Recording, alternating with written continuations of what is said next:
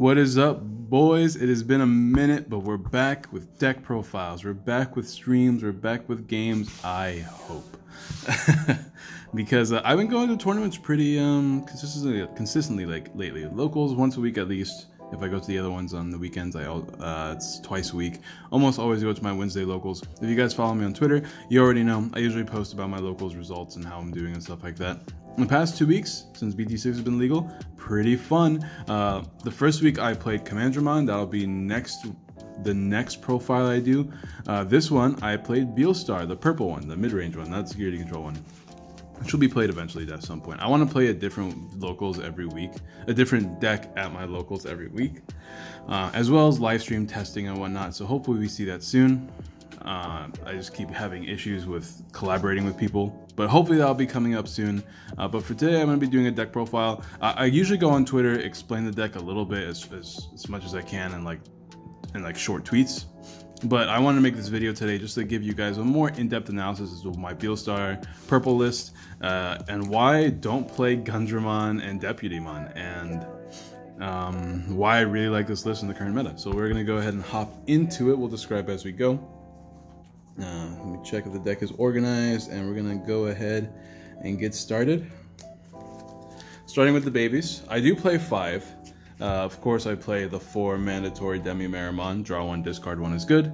And then I'm also playing 1 Pagumon. I actually really like cycling my Impmons in this deck, especially if I use a mat really early in the game. If I'm not getting Beelstarmon with it, I usually get Impmon, because Impmon lets you mill the top 3 cards of your deck, and that's just really strong, especially in this deck.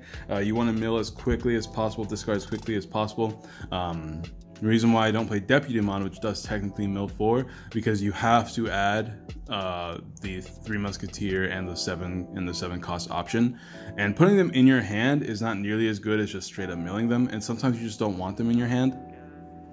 They don't do much for you in your hand. So other than like sometimes getting Beelstar, maybe sometimes you get a whole bunch of 7 cost options and you just trash the rest. Other than that happening, Deputymon doesn't do much for you. It costs 5 and just kind of exists as a conduit to be a Rebellimon, which I will talk about later, or a Gundramon. And the Gundramon being able to mill 5 is pretty good, but for 6 cost, it's not that great. And being 11k blocker isn't amazing in the format, because Jesmon will just beat over it almost every time thanks to Sistermon CL. So being a blocker at that level doesn't matter as being a blocker at pretty much any other level. So Gundramon, even though it is technically another body to make Beelstar cheaper, overall feels really unnecessary, and I like the control of discarding from my hand and the overall consistency that playing these other cards give me in more matchups, which we'll be talking about as we get there. But let's go ahead and talk about the rookies first. Labramon, pretty important. Discard, draw 1. Just generally being able to discard any 7 costs from your hand is always good. It's a nice hard play. It's a body you can just throw at security, or you can evolve it if you want to, but usually just throw these rookies at security. Of course, we're playing 4 of these Impmon, the most important Impmon. Being able to grab any what's it called, Demon Lord from your security is pretty good. This includes other Digimon such as Beelstarmon as well, which does matter, because you can like hard play Impmon, discard a 7 cost, grab the Beelstarmon back, immediately evolve your Impmon into Beelstarmon, and then all of a sudden you played something, evolved it, drew a card, it's ready to be a level 7 next turn, and you have deleted level 4 in the process, because putting 10 cards in your trash is baby cakes in this game. It's so easy with this deck. And then of course 4 Impmon. I played this at all sorts of other counts, but like the more I played this deck, the more I realized how good this card is, and that this card needs to be maxed. I mean, just discard the top 3 cards of your deck is super strong. This deck, you don't really need, like, the cards that you need are recursable, such as your Beelstar. You can get it back with this Impmon or a Mat. You can also just get back your 7 cost options with the Beelstarmon itself. So really, you don't care what you discard.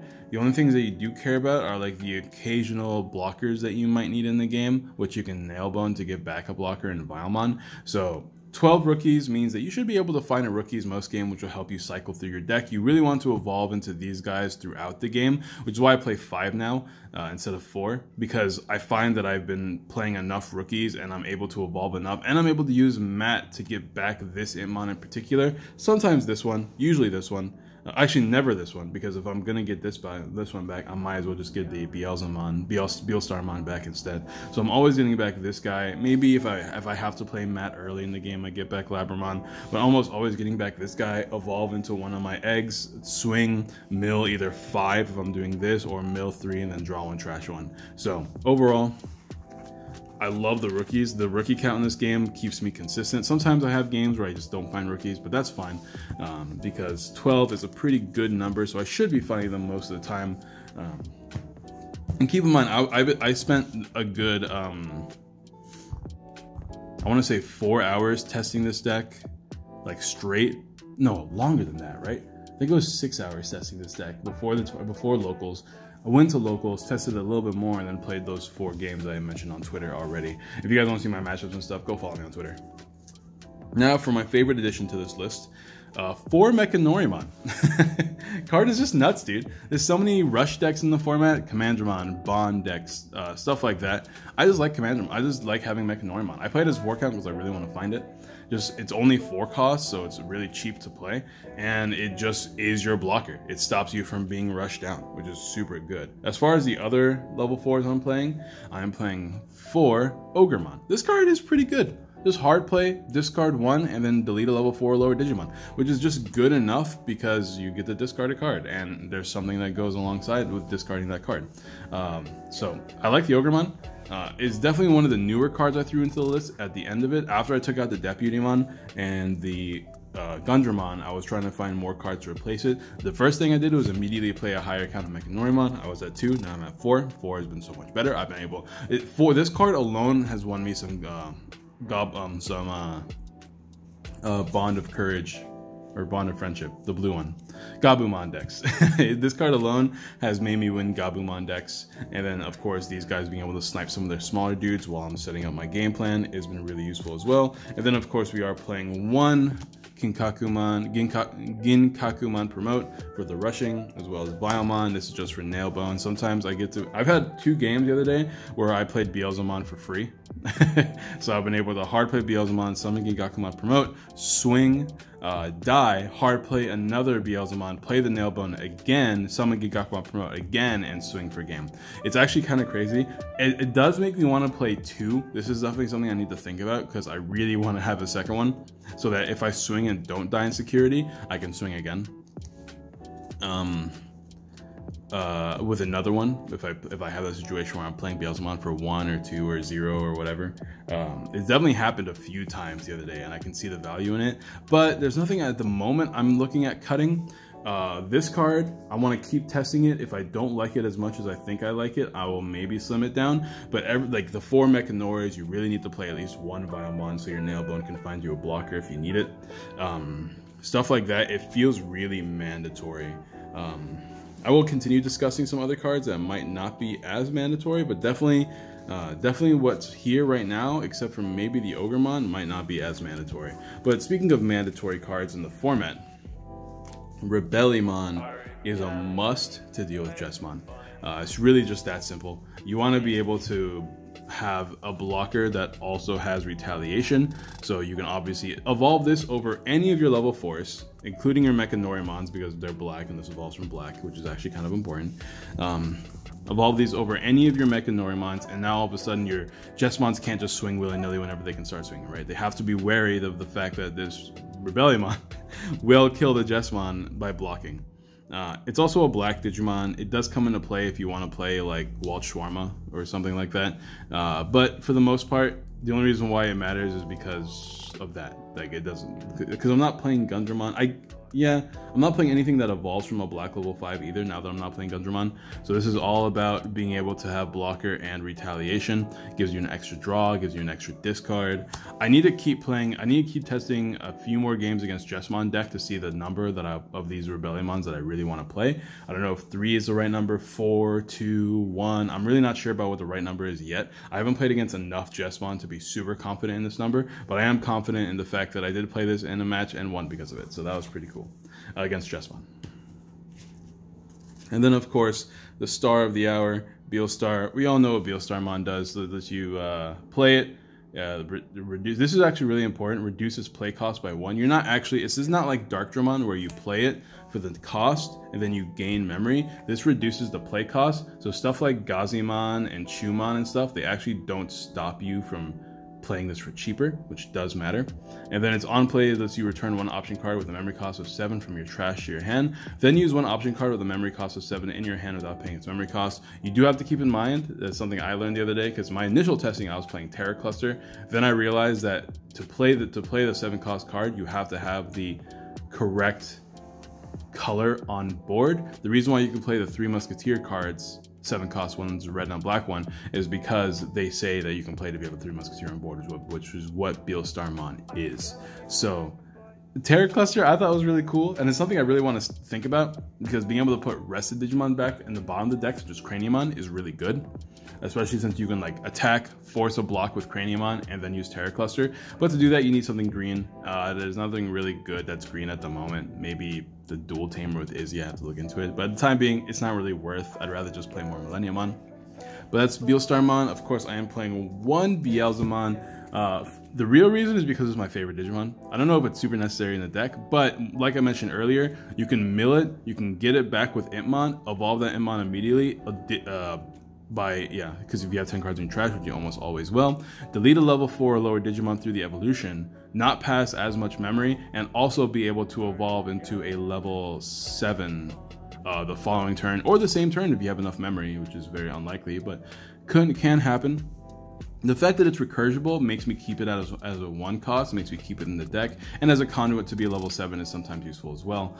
Sometimes you just have those early games where being able to destroy level 4s while you're setting up your board seems pretty good. One card that I'm iffy about, I want to play more mirror matches, is Craniamon. Craniamon I play specifically for the mirror match, right? It's a 1-of count, which is why I'm on the fence about it, because if I mill it, I can't really get it back.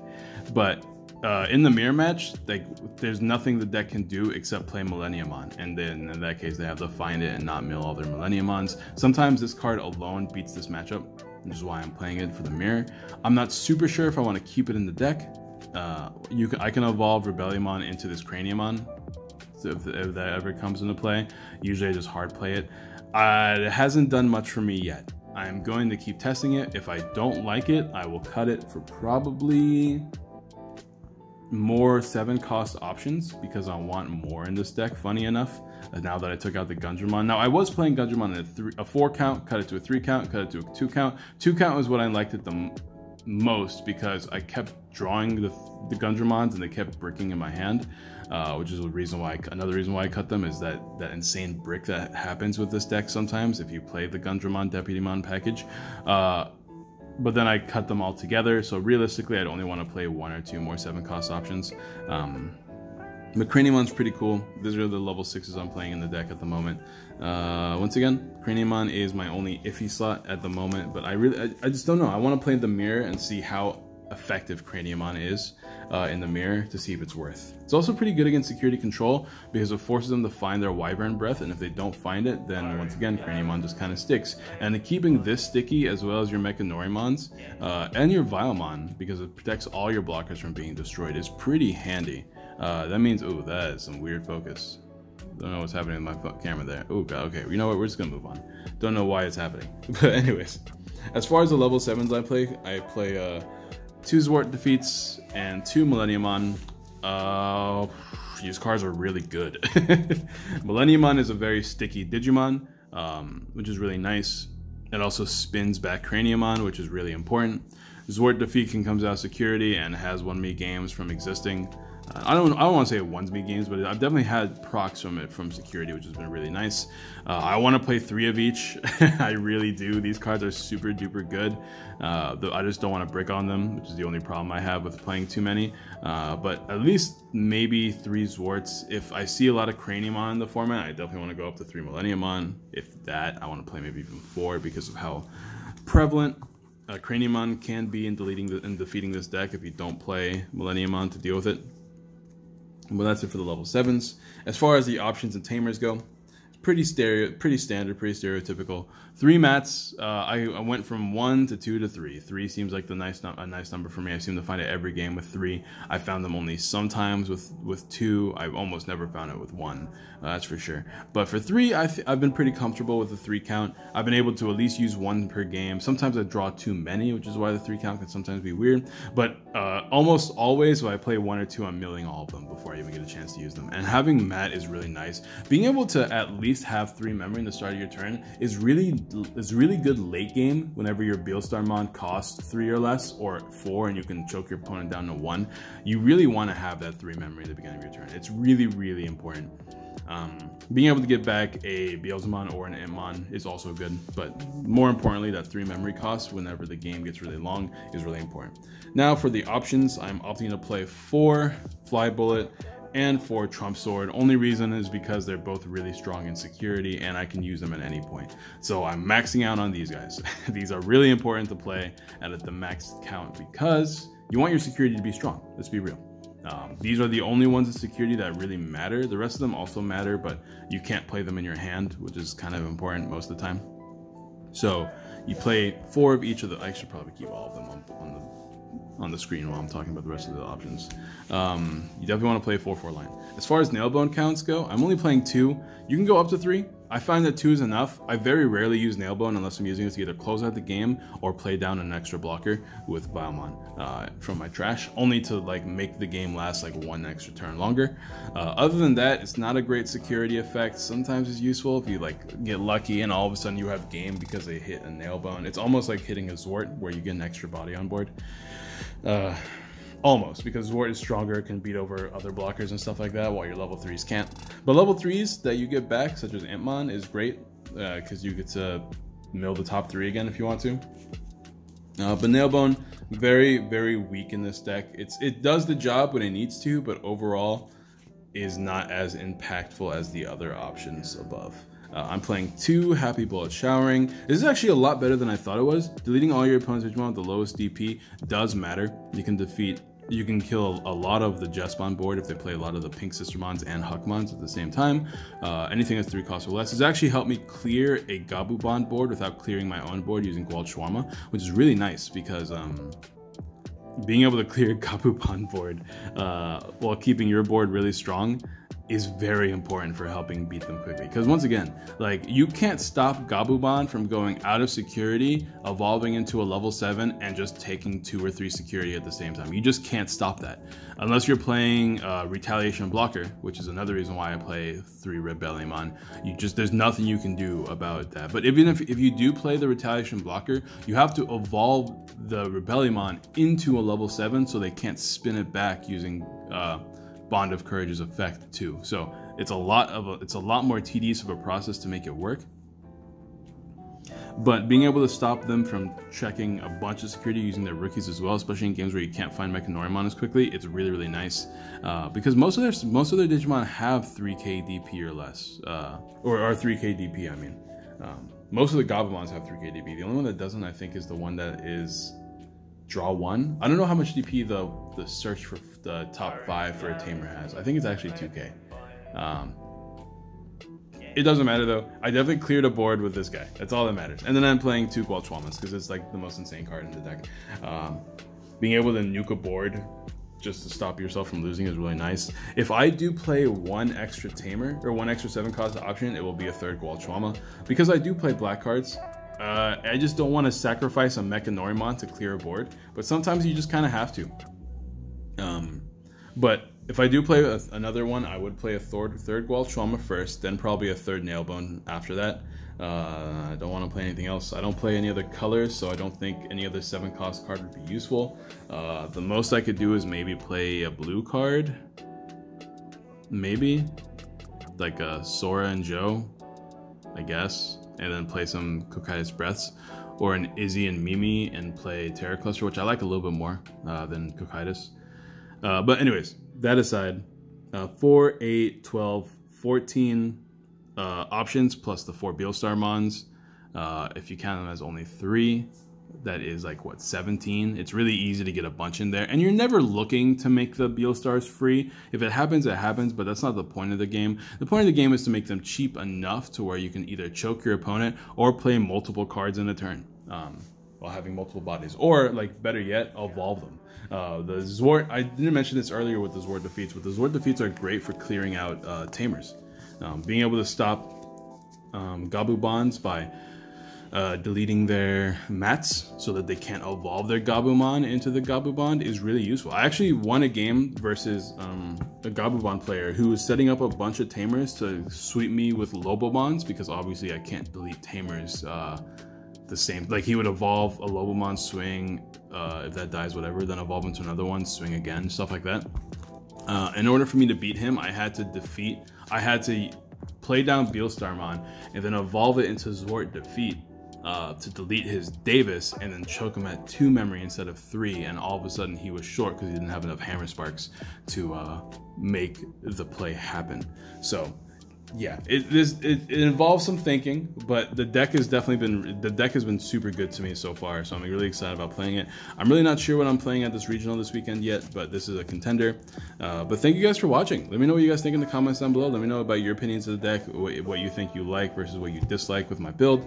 Let me know what you've been trying out, stuff like that. Let me know what decks you want to see me profile soon as well. I just want to play a bunch of different decks at these tournaments and see how I do. I'm going to start with like the basic ones, like the Jesmons, the security control, the bonds, stuff like that. And then once I get tired of playing all the good decks, I'll start playing some wonkier stuff, like some yellow good stuff and things like that. So let me know in the comments down below what you like. Don't forget to drop a like, subscribe, share, all that good jazz. Been streaming on YouTube. Check out the game Gate Ruler. A little plug for another game I've been playing a lot recently. I love Gate Ruler. Maybe I'll make Gate Ruler content. Let me know if you're interested in that. You probably aren't, but I love Gate Ruler. But anyways, see you guys next time.